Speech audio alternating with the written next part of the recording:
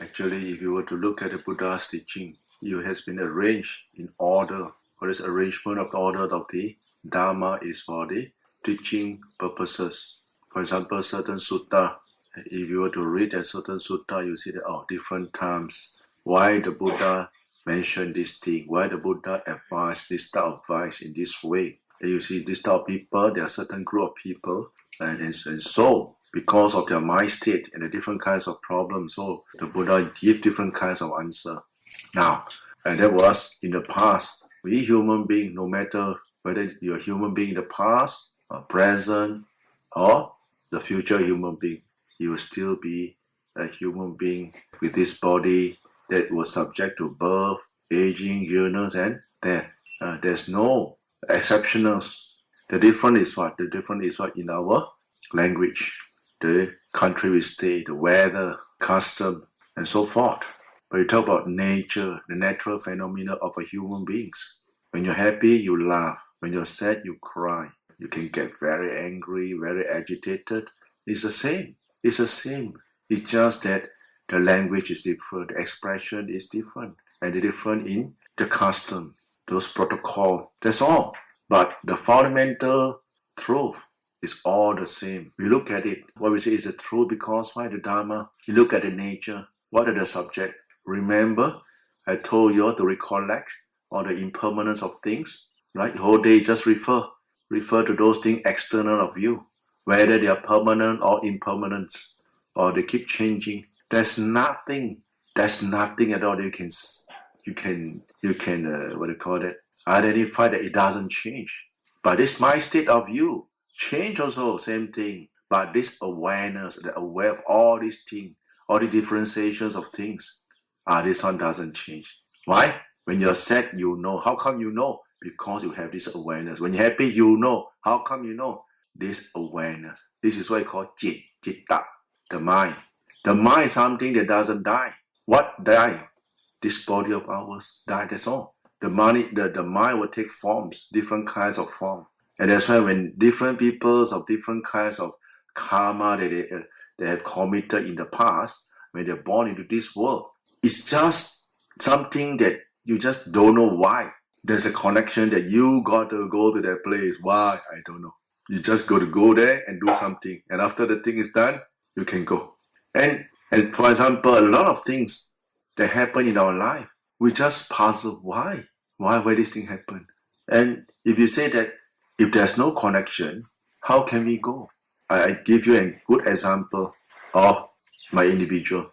We were born in Singapore, and all the Singapore temple are very well organized. You have all the things, and you just can't click. We just can't click. We go to this temple, go to the temple. We try to just can't click. The timing is not there. The condition is not right, and you can't click. You just can't click. You must wait for the right moment, the right situation, right timing, and it just click. You just click and you don't know why, but it just click. And the person you meet, to other people, they might think that, no, he's no good at all, and blah, blah, blah. But to us, it meant something. For example, I mentioned about my teacher. He's very eccentric man. Everybody just cannot accept his behavior, but you just click. I can just click because what? We know there's a connection there. And we know that when he says something, we know what he meant, and it can enhance the practice in ourselves. And this is something that keeps us moving because in the practice of Dhamma, right, we say conducive companionship, conducive food, conducive weather, conducive place to practice, conducive ahara, sapayato, sapaya, that means conducive. So you got to choose for yourself whether it's conducive or not. But most of the time, we choose is what? It must be something like, not so bad like our home, and everything is according to what we like, right? Then we say it's conducive. But we never go and gauge by the way of, in our practice of when I'm exposed to this kind of training, how was my mind, my state? Is it improving or is it deteriorating? Or not improving, it's getting worse. We know clearly within ourselves. The people we associate the same thing. And then the food wise is easier. Like I say, there's people fasting now. You can see, oh, people can go without food. Why? It's just this is too much food. And we can do a lot of things, the adjustment within ourselves. If you want to find good practice within ourselves. And again, a lot of things depend on yourself. How you adapt to the practice is very important. If not, most of the time nowadays we are comparing in how many likes. A lot of people mention how many likes. No, Dharma is not like in the you got to live under the drag your nose by other people. No, you better look for yourself on your mind state, how your own mental mind state. Is it improving or not improving? And not improving, why? Why? You must ask this question: why is it not improving?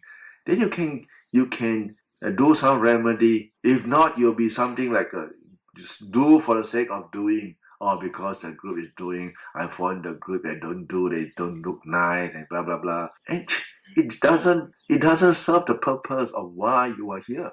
You got to have a purpose. Why are you here? Oh, I'm here. I want to learn something. I hear something I never heard before. And can I absorb it? Can I digest it? You may not be able to digest now because our view of certain things is so strong. But in the certain stage of our life, in the practice, when our mind start to calm down, when our mind start to see the truth, then we see that, oh yeah, he mentioned, she mentioned, or he mentioned, the teacher will mention before.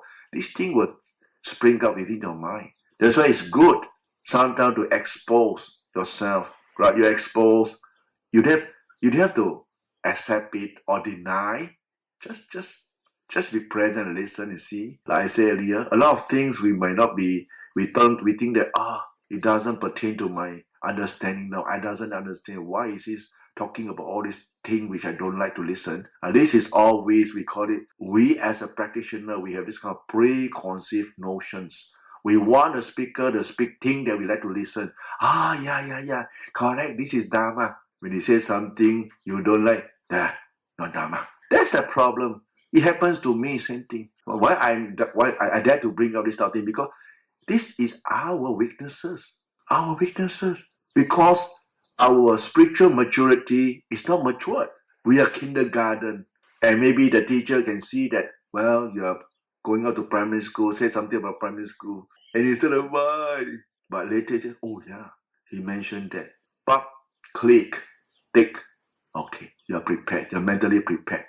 And you know how to proceed from there. This is something, exposure is very, very important. Last time when we read books, for me, I read the books about Long Pu Man, Puritato, I read about all the Kubachan. And I tell myself, I want to be like them. You cannot be like them. You are you. They are they. So I practice so hard. I look at Long Pu Man's book. Wow, he sit whole night. He walked this and that. When he read this book, when Long Ta Ma Bua wrote the book, Long Pu Man already practiced 40, 50 years. And there you are, this young chap. Just come new to the practice first day. Want to be like Long Pu Man, daydreaming. Wow. You see? Daydream. They cannot. And then we get demoralized very easily. Then later, in this journey of practice, we start to say that, come on, don't be silly. Oh yeah. But he said that he's very stubborn. No. He's a human being. I'm a human being. If he can do, I also can do. Yeah. You can do. Long Pu Man can fly. You can't fly. That's it. Yeah, we can't. Long Pu Man can read people's mind. We can't.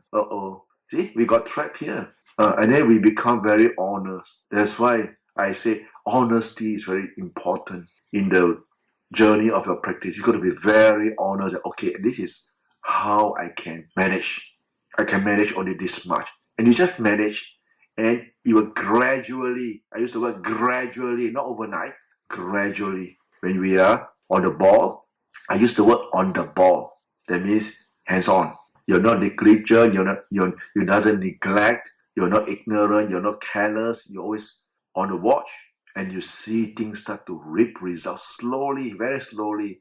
But it is very satisfying. You know, I'm on the right path.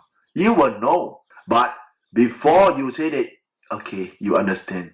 There's trial and error. It's just any kinds of trade, any kinds of of knowledge, which a newcomer will always find it hard to master, to adapt. So it's trial and error, keep doing it, practice, make perfect, until we, okay, this is the way we handle the mind.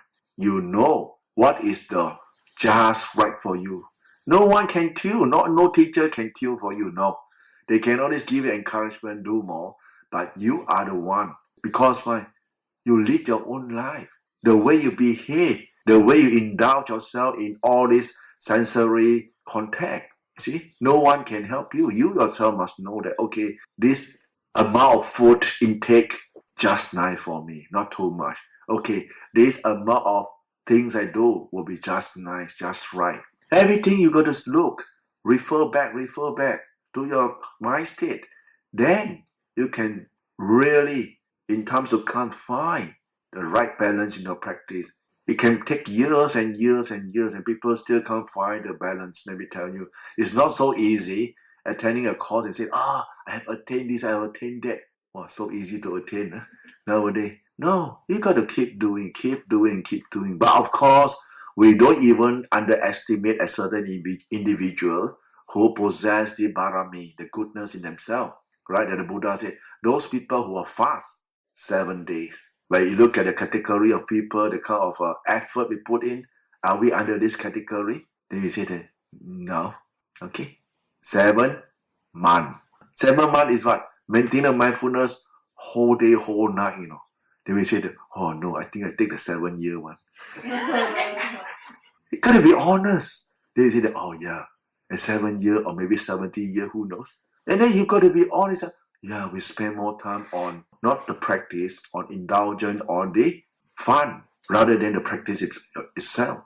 Then we can, from here, slowly, we start to observe. We start to say that, okay, I got to do this, I got to do that, I got to cut this, cut that. And you are the one who's going to do it. And nobody will know. And you are the one who feels that, oh yeah, it's getting better. My mind is not so crazy anymore. It's not crazy anymore. Then you just keep at it. Until it becomes a second nature of yourself. That's why I say practice make perfect. It's not easy, it's not hard. It's your effort, your persistent effort. You already have the faith. And if with your persistent effort, with your mindfulness intact, you will arrive with samadhi. And that all these things will also reinforce what? Your faith even more. When you have the wisdom arise within yourself, when the samadhi arises, wisdom, you have more faith. They say, wow, how the Buddha do that? Wow, how the Kubachan. No wonder the Kubachan can full swing. The die. Okay, die. We try die. They say, no, I cannot die. That's a problem. And of course, not everybody are the same. Not everybody have the kind of same temperament, the kind of vigor. I use the word vigor to go for it. Some sort of 50-50, some of what look and see, like a shopping center, shop around, see. Yeah. I mean, it's normal.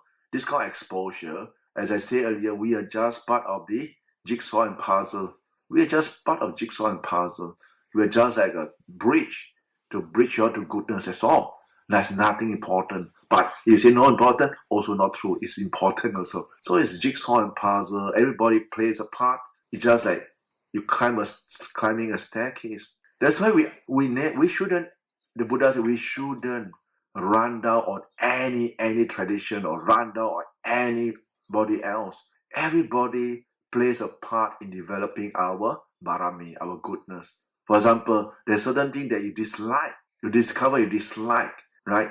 Now, why I say you should thank that fellow? Because that fellow are able to make you dislike him. That is to trigger your defiler to know that, hey, you used to have this defiler is disliking an other person. And just, oh yeah, it's true. It's true. Why you dislike? Because I don't like the way he talk. I don't like the way he say things, blah, blah.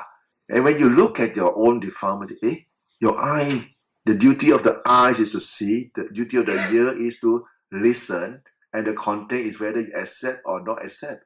No, disliking and disliking come from where? Myself. Now see, when you start to bring it back to yourself, to your own mind, this is where you start to solve problem in life, your own problem. But if you keep focusing, right, externally, then your mind is always on externally.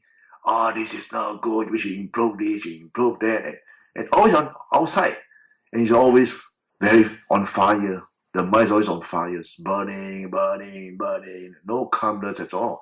But the minute you start to bring introverts towards you, then you find, oh, you still the same person, but your mental attitude has changed.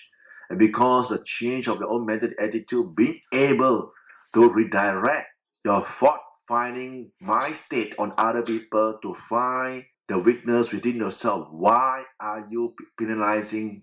Oh, they say, oh, yeah, why not I look at myself? Why not I look at my own weaknesses? This is where you're going to improve.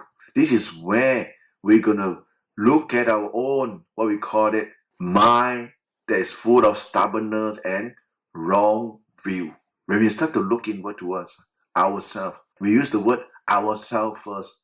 Then you will say, the Buddha said no self. How can you keep talking about ourselves? You got to have this supposition term to identify first. Until you start to practice in your path and you say that, actually, is there a self? Is there a self? Where does the self come from? The identification of self come from where? The body? Hey, body, hey.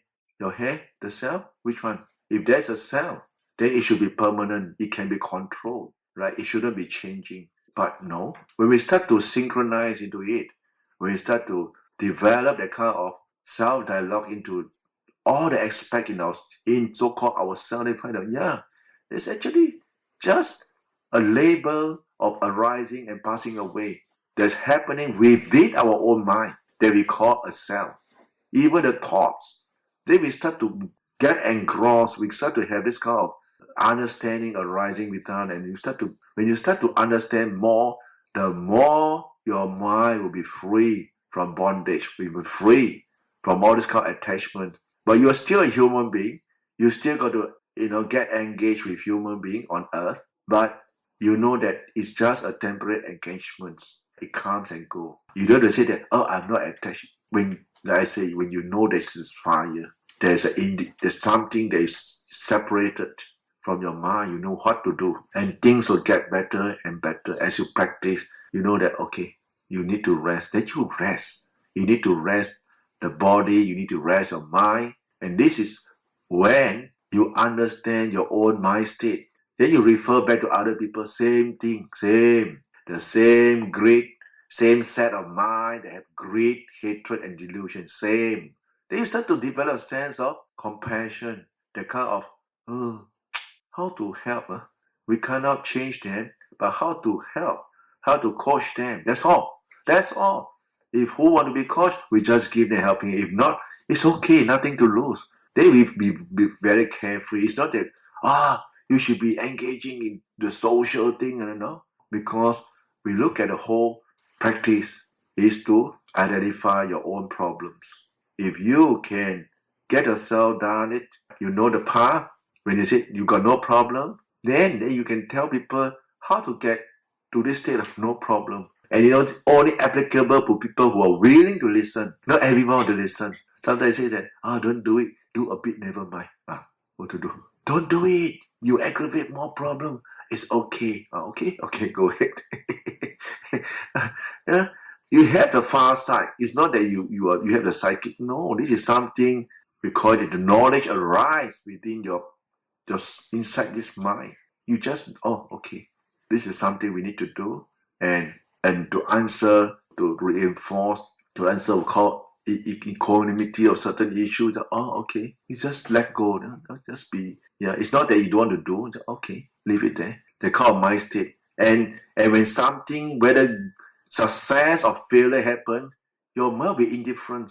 You'll be affected by, get so happy when they success, or get so sad when people get failure. It's good for them, right? If they can succeed, congratulations, anumodana. If they don't, they can't, they fail, try again. Try again, never mind. This lifetime cannot, never mind. You already develop good mental attitude. When the next lifetime you come back again, continue your journey. So you are not demoralized at all. And people who are practicing same thing. You develop kind of right attitudes in your training. That's why we always encourage, just keep encouraging, keep doing, go, go, go, go, go. We never say that, don't do it. You can't, impossible. Never say that. Never say that. Never harbor that say, impossible, too hard, I can't. No. The minute you say, I can't, pop, your battery already flat half already. Yeah. You must say that, let me try. Let me try. Sometimes the teacher will ask you to do something. We haven't even tried. We said, too hard, I don't want to do, I can't, this and that. Oh, no. My teacher, have you tried? No, try first. Try first. When you really try and you come back, you cannot. Have you given your best? They say, no. Okay, try another time. They come back again. Have you dead yet? Are you dead yet? Have I go again? This is how we call it persistent effort. It's not a persistent effort of look at the timing. Oh, okay, 4 o'clock, let's go back. And well, this is why these suppositions standard that we have been trained, have been indoctrinated. They say that, why can't you go the extra mile? When a person have the kind of right attitude, you will say that, I will go extra mile. You will do more. You will do more. You improve more. Do more. It's okay. They say, come on, don't be so hardworking. We're getting the same pay while you do that stupid, come on. And if you say, no, because this is attitude. You must have the kind of right attitude that there's something you don't know, you have acquired, go, go, go. When people do 1 hour, you better do 5 hours. Because why? We don't know. We haven't know yet. We don't follow other people. They do 1 hour because they already acquired. They know how to bring the mind to concentration. They don't have to, like us struggling. They just 15 minutes, 5 minutes, focus, poof, enter already. We struggle like hell, 5 hours still like zooming like that, zooming all over the place. And yet we say that, because, he 1 hour, we also 1 hour. No. In that case, you won't progress. In that case, you won't improve, right? You must have the kind of persistent effort that, okay, like someone is crazy about doing certain thing and you still don't, you go full swing, full swing. This is how we can reap result. It's just like you're doing business. Let's say you're doing certain business. Meditation is the same, doing business, and you earn a lot of money, or the whole money just is sala. You're sitting under the sala. You think the sun can chase you away. You're so happy counting your money, sitting under the sun. It's okay, happy. Because why? You have the Dhamma, same thing. Same thing. There's no such thing as too late, too tired, it's too early. No, it's always there. It's always there. You're always prepared. So we must develop. That's why this attitude, your persistent effort, when you've done it, you acquire it, you have what? Confidence.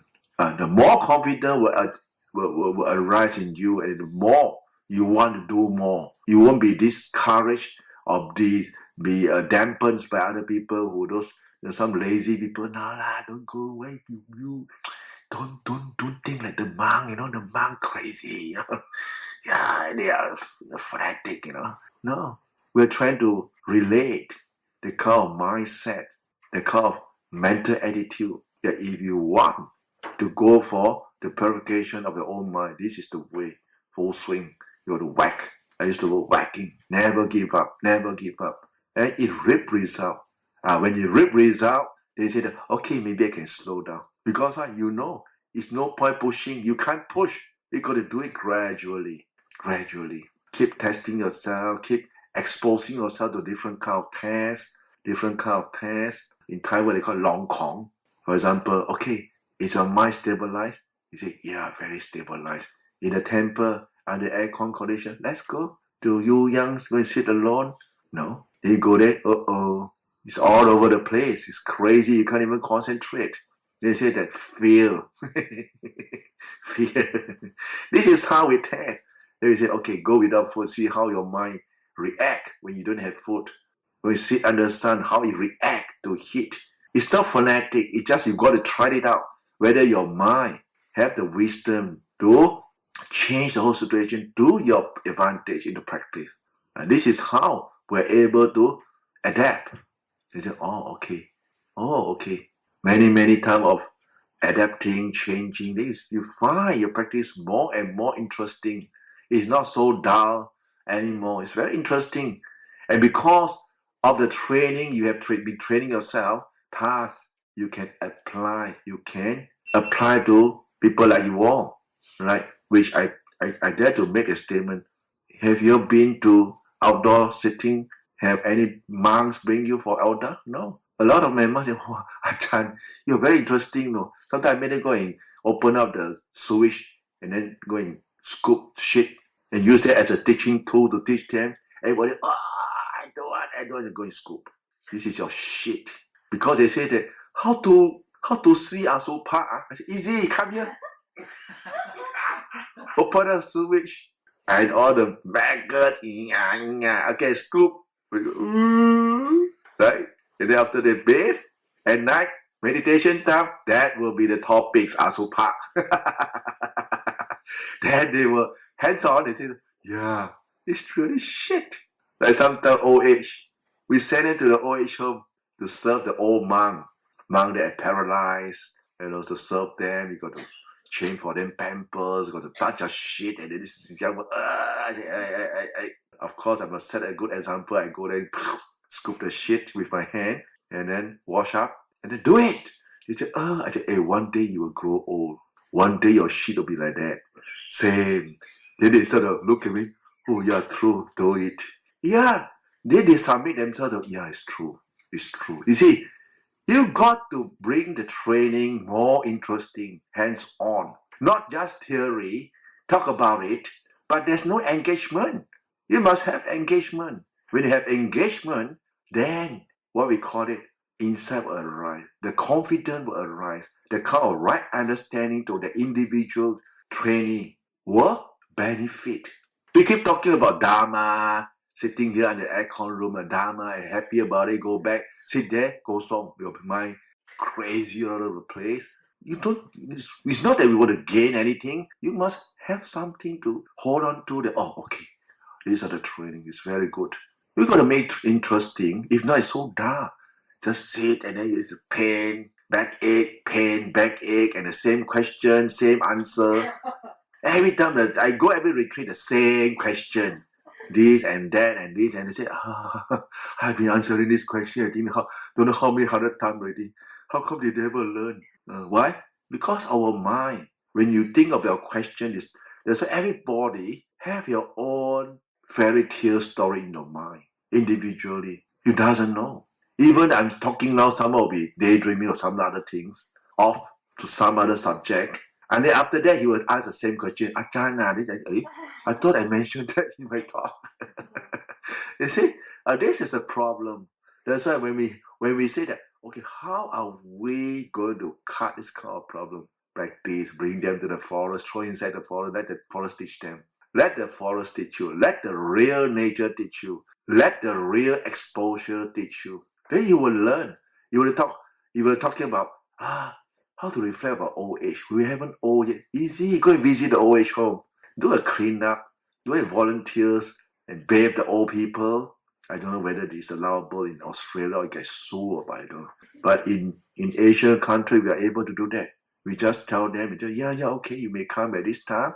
These are the things you do, and these are the things you don't do. And you go in. You can do. You wash things, and then you the minute you are there, it gives you the opportunity to reflect about relationship. Why are they being sent here? Don't they have children to look after them? Then we start to talk to the old people. We start to understand. They start to cry. I got so many sons. Nobody want to look after me. Oh, why? Why does that happen? Then we start to see more about life, more about how indulgent human being can be, even though with all the kind of highly educated but heartless, very heartless. I come across a lot of old people cry. Even as a monk, we went to visit old age home. Sometimes the carer request for monk to give Dhamma talk to the old age people to cheer them up. And they cry. When I go there, I talk about cheering. They say, how to get cheerful? I say, why? What's wrong? My son don't come and see me. I say, oh, okay. I say, I'm your son. You're not my son. I say, you take me like your son. No, I'm not my son. You see the connection? You're not my son, but you're a good monk. You always come and see us. but you're not my son. You see the attachment.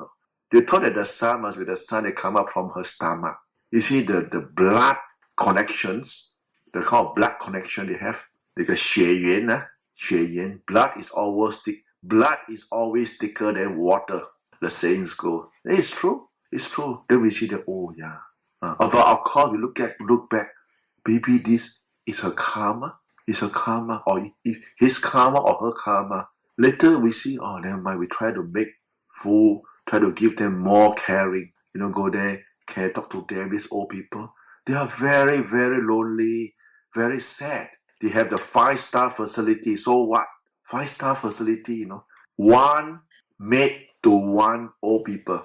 Some even got two maid, and you pay. But again, like I say, this physical comfort is not the real comfort. These old people, they are lonely. They are longing for what? Their beloved want to come and see them. And this is something which is very, very painful. And all the time they are longing. When some car come in only, her head will scanning to see, hoping that it's her son or is their son coming. No. And they said, oh no, it's not my son, it's somebody else's son. And it's very painful. When we look at this kind of situation, wow, okay, how can we address this kind of problem? But this is worldly thing, but it reflects on the mind state of an individual. Like for us, all practitioners, so one day if we have been sent, right? We have this so-called health system. You send to the or they never send you, you're staying at home, and the healthcare people come to you. And if you know how to manage your own mind state, then you won't longing who to come and see you. They say, oh, so nice to be alone. Yeah. I know this old lady, she stays in Perth. She's 90 over years old. She's alone. And she's mentally sharp, very sharp. And she meditates. And people come, even though she know her carer still think in her house, she said that, what to do? This is old age people take advantage of you. She don't get angry. I thought that she will complain, and then, can you complain? No, leave it. It's okay. Sometimes they take something valuable from the house and they go, the carer. But she's old. She said, never mind. I'm dying soon. I'm too old, 90 plus. I will die one day. And you see, this is the kind of mind state where the person practice meditation. No problem. You can be alone, especially country like here. If you're not equipped with how to look after your own mind, you're going to have problems. If you're alone, you don't know what to do. You start to search for high and low for someone to come in, to have a partner or someone that could understand you. Nobody will understand you. You don't even understand your own defilement, how to understand you. That's why we have a lot of problems with human relation problems. That's why I say, I read news, this rich couple married for not long, divorced already. They say, why? They portray themselves to be the most lovely couple on earth, and what happened? How can you rely on the relationship? They say, because of what? Defilement, liking, disliking, agree, disagree. But if you yourself submit to your own practice, if you're alone, you have to quarrel with yourself. Yes, you quarrel with yourself because sometimes certain thing you think about it, you want to do, you can't even manifest, can't even comply or do what you have thought. Right? You can't even do that. Then you expect someone, not you, to do things that you want them to do. Sorry, like girlfriend and boyfriend. You want the boyfriend to, this and that, and want the girlfriend to be this, and then in the end, boom, break up. This is the problem with human beings. Your own problem is our own problem. There's a lot of things. The more you look into the meditation, the more you understand that, wow, it's not easy. Even your own mouth, your teeth, your tongue also can bite your teeth can bite your own tongue. You want to talk about other people that you have this and that. Oh no, don't they? You can think about it. Well, wisher can wish good for this thing to happen, but in reality, no. When you are alone, then you can see the reality of this mind of yours. The pain, the craving for something is there.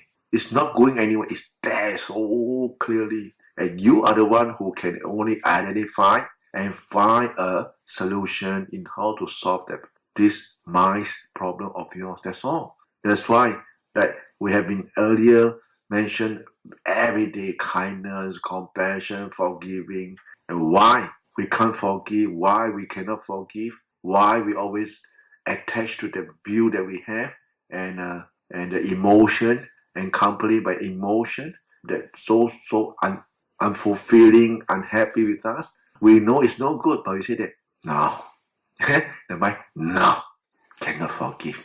And who get burned? You. Who else get burned? So remember the practice, like I said earlier, you don't need very lot of knowledge. You just do the practice, and does my greed increase? Greed, hatred, delusion, these three things. You gauge whether they increase or decrease. That's all. That's all. Good enough, right? You don't need another people, but people will say that, hey, I think, don't know what happened to him. It's not that crazy like last time.